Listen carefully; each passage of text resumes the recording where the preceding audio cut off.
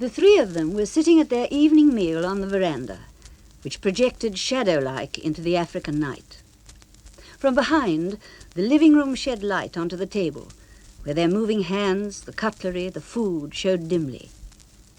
Julia liked the half-domes.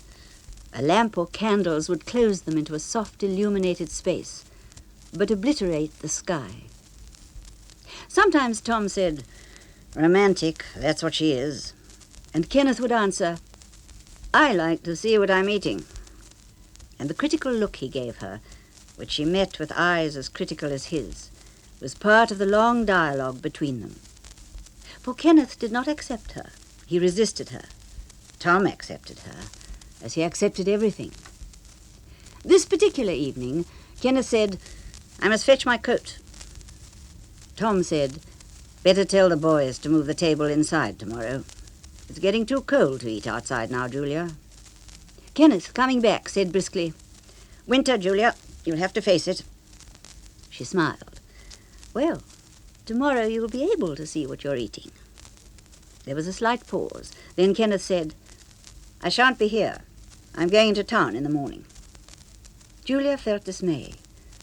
They very seldom went into the city, which was 50 miles away, and the three of them had made the journey only last week. She looked over at Tom, that large, gentle man, her husband, for reassurance, and saw that his eyes were expressing disquiet as great as her own. They finished their meal in silence and went indoors. The fact that Kenneth had not spoken, that Tom was troubled, made Julia ask herself, why should you be so resentful? Surely he has a right to do as he pleases. No, she answered herself, not in this way. He shouldn't suddenly withdraw, shutting us out. She felt tears welling up inside her, tears of insecurity. She looked back from the age she had reached, which was nearly 40, on the life she had lived, which had been varied and apparently adventurous. She had travelled widely, moving from one country to the next, from one job to the next, and all her relations with men or women had been coloured by the brilliance of impermanence. But there came a point when she said to herself that she must decide now, finally, what she wanted, and make sacrifices to get it. She had been 28. She was very lonely. She'd never been lonely before, since there had always been some man to whom she gave warmth, affection, sympathy. One morning she had a vision of evil. It was at the window of a large hotel, looking down on the streets, with the crowds of people and the moving traffic. It might have been any city from a hotel window, with the people blowing like leaves across her vision, as rootless as she, their lives meaning as little. For the first time in her life, the word evil meant something to her. But her brain remarked dispassionately that if one lived without rules, one should be prepared to take the consequences, even if that meant moments of terror at hotel windows. It was chance that took her to Cape Town. At a party, she met a man who offered her a job as his secretary on a business trip. He was an unhappy man who needed sympathy. She gave it. At the end of the trip, he asked her to marry him, and she understood she would have felt much the same if he had asked her to dinner. She fled. She had enough money saved to live without working, so she stayed by herself in a small hotel high over Cape Town, where she could watch the ships coming and going in the harbour and think, they're as restless as I am. One warm afternoon she was walking high along the side of a mountain with the blue sea below when she was overtaken by 2 other walkers. She found they were farmers on holiday from Rhodesia, half-brothers who had worked themselves into prosperity. She sensed they were looking for wives to take back with them. She liked Tom from the first, though for a day or two she flirted with Kenneth. She felt attracted to him. Theirs was the relationship of people moving towards a love affair. Yet glancing curiously at Tom, Julia saw his warm blue eyes resting kindly on her in a speculative way, and she chose him. She was struck by the way he, the elder brother, listened while they sparred, smiling uncritically, almost indulgently. His was an almost protective attitude. It was more than protective. A long while afterward she told Tom that on that first afternoon he had reminded her of the peasant who uses a bird to catch fish for him. For several days the three of them went about together, and all the time she bantered with Kenneth and watched Tom. It was possible to mark the point where Tom and Kenneth looked at each other sardonically in understanding, before Tom moved into Kenneth's place in his warm and deliberate fashion, claiming her. He married her in a purposeful, unhurrying way. Kenneth attended as best man with a glint of malice in his eye. Julia and he exchanged a glance of pure understanding, very much against their wills, for their attitude towards each other was now one of brisk friendship. The three of them would be living together in one house, seeing other people seldom. In the evenings, the fact that Julia was Tom's wife was marked by their chairs set side by side with Kenneth's opposites. After a while, Julia understood she was feeling uneasy. She put it down to the fact that she had expected subtle antagonism between the two men. In fact, there was no antagonism. It went deeper than that. Julia watched them and saw with a curious, humorous sinking of the heart that they were so close to each other they couldn't bear to be apart for long. Listening to them, Julia felt an extraordinary unease, as at a perversity. She chose not to think about it.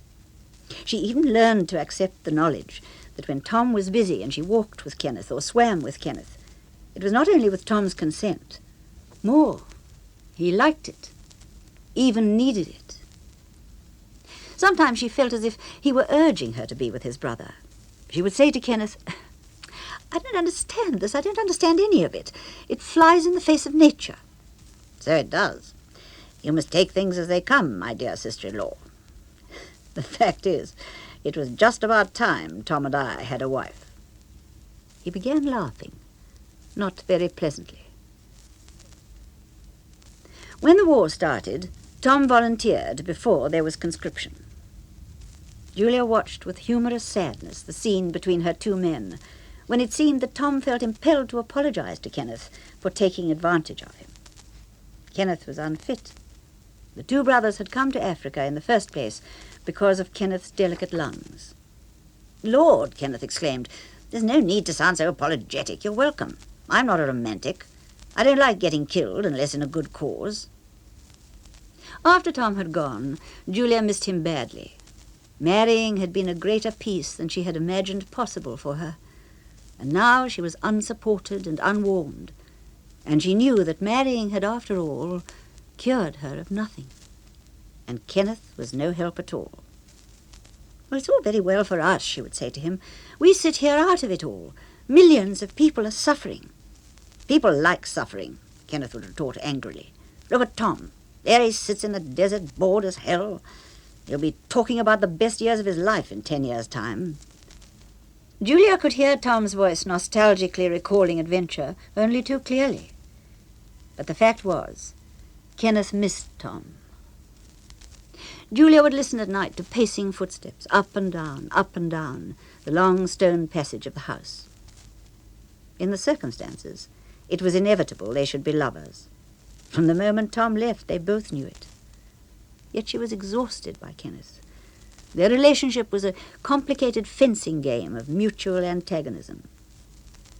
But when, after 3 years, Tom wrote saying he was being demobilized, Kenneth asked Julia to marry him. She was shocked and astonished. "You know quite well you don't want to marry me. Besides, how could you do that to Tom?" Catching his quizzical glance, she began laughing helplessly. "I don't know whether I want to marry you or not," admitted Kenneth, laughing with her. "Well, I know. You don't. Besides, you and I fight all the time. Everything's so easy with Tom." "Of course it's easy. The whole damn thing is a lie from beginning to end. However, if that's what you like." Tom returned from the desert, toughened, sunburned, swaggering a little because he was unsure of himself with Julia. For a few days there was awkwardness between the three of them, but it wasn't long before everything was as easy as before. Sometimes Kenneth would take out a girl from a neighboring farm, and they would afterwards discuss his getting married. If only I could fall in love. You're the only woman I can bear the thought of, Julia." He would say this before Tom, and Tom would laugh. They had reached such a pitch of complicity. Very soon there were plans for expanding the farm. They bought several thousands of acres of land next door. When Tom was away on the new farm one night and wouldn't be back till next day, Kenneth said, "Coming to my room tonight, Julia." "How can I?" she protested. "Well, I don't like the idea of coming to the marriage bed," he said practically. And they began to laugh. Tom said nothing, though he must have known.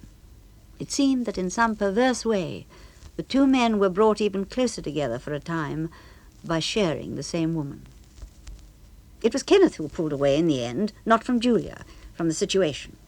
There came a time when it was possible for him to say to Julia and Tom, "You know, it's quite essential I should get married. Things can't go on like this." "But you can't marry without being in love."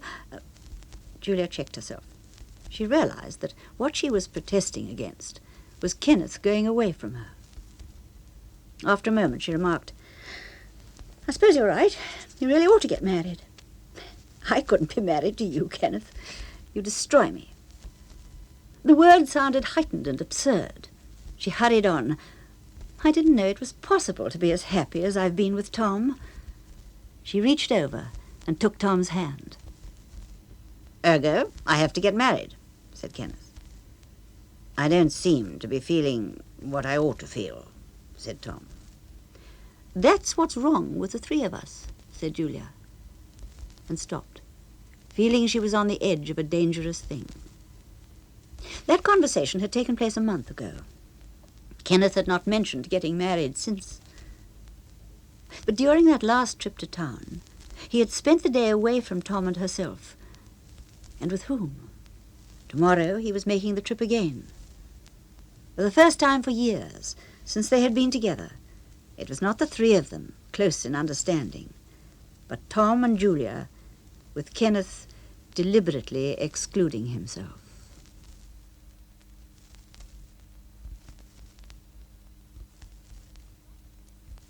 In spite of the fire that roared and crackled, Julia was cold. The thin, frosty air of the Highveld was of an electric dryness in the big, bare room.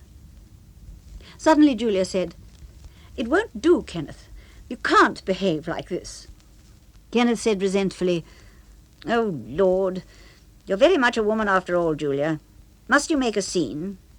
"Why shouldn't I make a scene? I feel entitled to it. Surely everything can't be changed without some sort of explanation." "Very well, then," said Kenneth, "if you must have it. I'm getting married soon." "Who is it?" Tom sounded so resentful that it changed the balance of the conversation. Now it was Tom and Kenneth as antagonists. "She's a girl from England," Kenneth said. "She came out here a few months ago on the scheme for importing marriageable women to the colonies. Well, that's what the scheme amounts to." "Yes, but the girl?" asked Julia.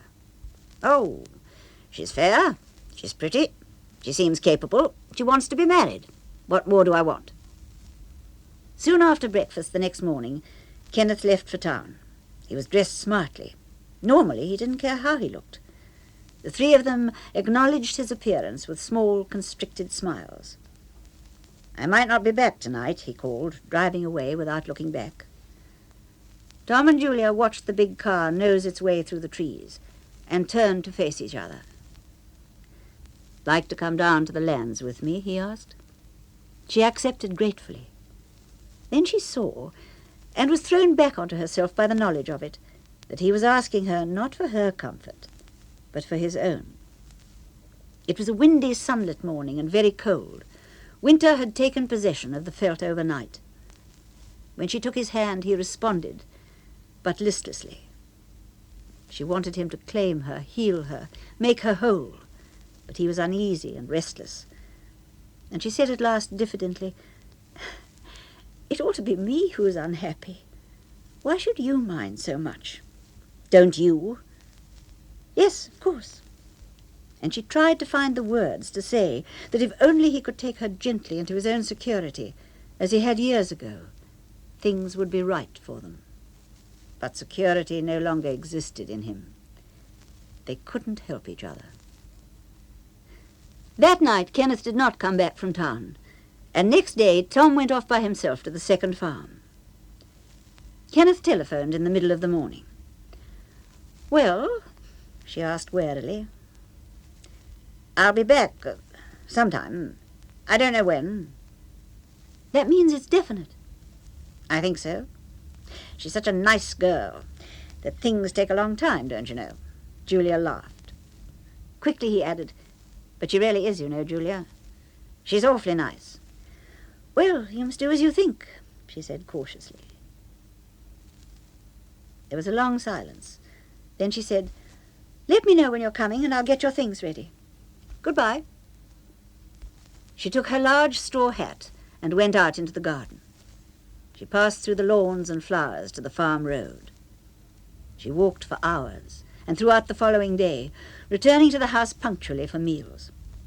Once Tom said, with tired concern, looking at her equally tired face, "Julia, I didn't know you would mind so much. I suppose it was conceit. I always thought I came first." "You do, believe me, you do."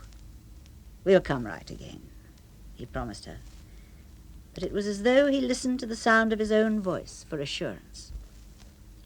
Kenneth came back unexpectedly on the fourth evening. During dinner no one spoke much. At last Julia said, "Well, Kenneth?" "We're getting married next month." "Where?" "In church." He smiled constrictedly. "I don't mind, if she likes it." "How old is she?" "A baby. 23.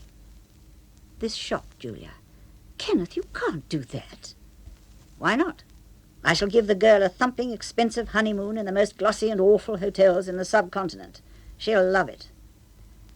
"And then?" He looked at her blankly. "And then what?" "Where will you go?" "Go?" It came to her then that he didn't intend to leave the farm. This was such a shock she couldn't speak. She collected herself at last. "Kenneth, surely you don't intend to live here?" "Why not?" Julia saw, in looking from one man to the other, that this was the real crisis of the business. "Good God," she said slowly, in rising anger. "Good God." She looked at Tom, who had once averted his eyes.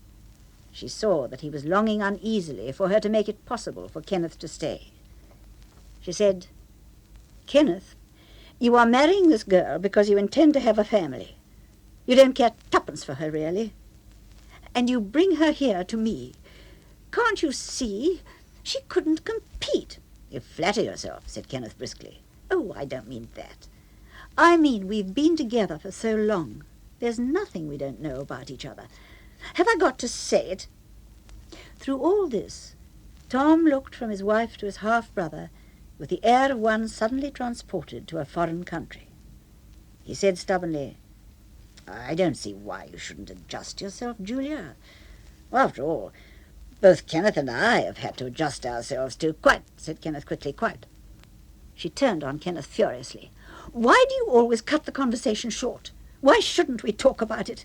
It's what's real, isn't it, for all of us?" "No point in talking about it." "No," she said, "no point. At bottom, neither of you cared twopence." "I don't know what you're talking about," said Tom, bewildered and angry. "Haven't you been happy with me, Julia?" "Of course I've been happy with you. That's not the point. I mean, what do we add up to? What are we doing here in the first place?" "Doing where?" Tom asked. "Here, in Africa, in this district, on this land. I feel as if we shouldn't be here." "We've as much right as anybody else," protested Kenneth. Julia dismissed this. But what does it all add up to? Oh, it's no use. I can't say what I feel. I suppose I should be prepared to take the consequences for marrying the pair of you. Yes, let's use bare words for bare facts, just for once. The fact is that I have been a sort of high-class concubine for the two of you." Kenneth said, "I hope that statement has cleared your mind for you." "No, it hasn't. I didn't expect it would. What are we going to do to the girl? Well, I shall make her a good husband, said Kenneth. She'll have plenty of nice children. She loves me, God help her. She really does, you know. And she wants children. He got up and went to the door. Then he turned. You must be nice to her, Julia. You know very well I can be nice to her, but I won't be nice for her. You won't even move 2 miles away onto the next farm. You won't even take that much trouble to make her happy. Remember that. Kenneth flushed. I didn't say I wouldn't go to the other farm. But Julia knew he couldn't bear to leave Tom, even now. In the middle of the night, she went to Kenneth's bedroom, which was at the other end of the house. Kenneth was awake. Well, Julia, it's no good coming to me, you know. She saw on the dressing table a new framed photograph. She picked it up, and slowly her face spread into a compassionate smile. The girl wasn't 23 at all. Julia could see that. She was well over 30. Turning the photograph to the light, Julia could see how the neck was creased and furrowed. She glanced at Kenneth and was filled by a sweet, irrational tenderness for him. Why, she said, you're in love after all, Kenneth. Whoever said I wasn't? He grinned at her. She grinned back affectionately, lifted on a wave of delight, and felt it ebb as she looked down at the photograph, mentally greeting this other tired woman, coming to the great rich farm like the poor girl in the fairy story. She pictured her in various situations, arriving with nervous tact, hiding a longing for a home of her own, hoping not to find Julia an enemy. She wouldn't find strife or hostility, none of the situations she might be prepared to face. She would find 3 people who knew each other so well that they found it hardly necessary to speak. She would be like a late-comer to a party. And she would be helpless against Kenneth's need for her to be something she could not be, a young woman with the spiritual vitality to heal him. Looking at the girl under whose surface prettiness Julia could see the anxious, haunted woman, it was as though those carefully smiling lips formed themselves into a word. And the knowledge came to her of what the word was. Julia accepted the word evil from that humorless, homeless girl. "Do you know what we are?" she asked Kenneth. Twice in her life, evil had confronted her. This time, she took it gratefully. "I know what evil is," she said to Kenneth. "How nice for you," he replied impatiently. "I suppose, like most women who've lived their own lives, whatever that may mean, you're now beginning to develop an exaggerated conscience. If so, we shall both find you very tedious." He looked at her soberly. "Go to bed, my dear. Do stop fussing. We have a pleasant enough life, taking it for what it is. There's not much fun being the fag end of something, but even that has its compensations." Julia listened to her own voice speaking. "You put it admirably," she said, as she went out of the room.